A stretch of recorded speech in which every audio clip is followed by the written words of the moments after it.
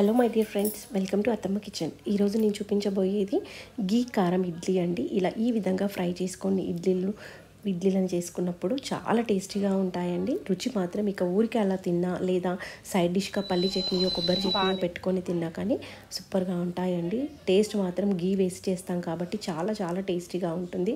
ఒక్కసారి మీరు బ్రేక్ఫాస్ట్కి ఇలా ట్రై చేసి చూడండి. రొటీన్గా ఇడ్లీని చట్నీలో కానీ తినకుండా ఈ విధంగా గీ ఇడ్లీ కారం ఇడ్లీ ట్రై చేసి చూడండి. చాలా టేస్టీగా ఉంటుంది. నేను ఒక 4 ఇడ్లీలు తీసుకున్నానండి. చూడండి, మెత్తగా ఉన్న ఇడ్లీలు వచ్చేసి వీటిని పీసెస్గా కట్ చేసుకొని పక్కన పెట్టుకొని స్టవ్ ఆన్ చేసుకొని స్టవ్ పై ప్యాన్ పెట్టుకొని 4 ఇడ్లీలకి నేను 2 టీ స్పూన్స్ నిండా నెయ్యి వేసుకున్నానండి. ఈజీగా 2 టీ స్పూన్స్ తీసుకున్నాను. ఇది మనం హోమ్ మేడ్ గీ యూస్ చేస్తున్నామండి. హోమ్ మేడ్ గీ అనుకోండి 2 టీ స్పూన్స్ వేసుకోవచ్చు. అదే మనం షాప్లో ప్యాకెట్స్లో కొనుక్కొచ్చుకుంటాం కదా, దుర్గా నెయ్యి కానీ జిఆర్బీ నెయ్యి కానీ అలాంటివి అనుకోండి 1.5 టీ స్పూన్స్ సరిపోతుంది. హోమ్ మేడ్ అయితే చాలా టేస్టీగా ఉంటుంది కదా.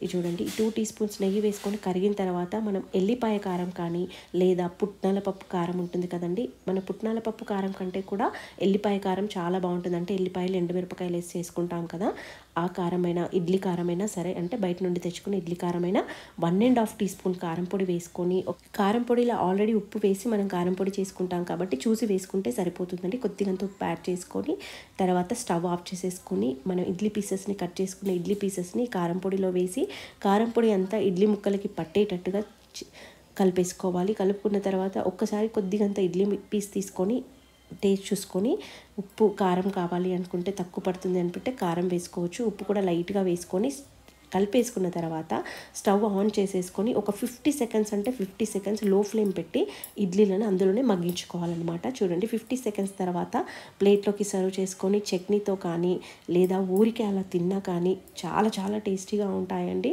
రుచి మాత్రం ఒక్కసారి మీరు ట్రై చేసి చూడండి. హోమ్ మేడ్ గీ ఉంటే, అంటే మనం కొనుక్కొచ్చుకున్న నెయ్యి ప్యాకెట్స్ కాకుండా ఎవరైనా అమ్మినప్పుడు తీసుకున్నప్పుడు నెయ్యితోనైనా ఒక్కసారి ట్రై చేసి చూడండి. టేస్ట్ మాత్రం చాలా బాగుంటాయి. సైడ్ డిష్గా చట్నీ లేకున్నా ఊరికే అలా వేడివేడిగా తిన్నా మాత్రం చాలా బాగుంటాయి.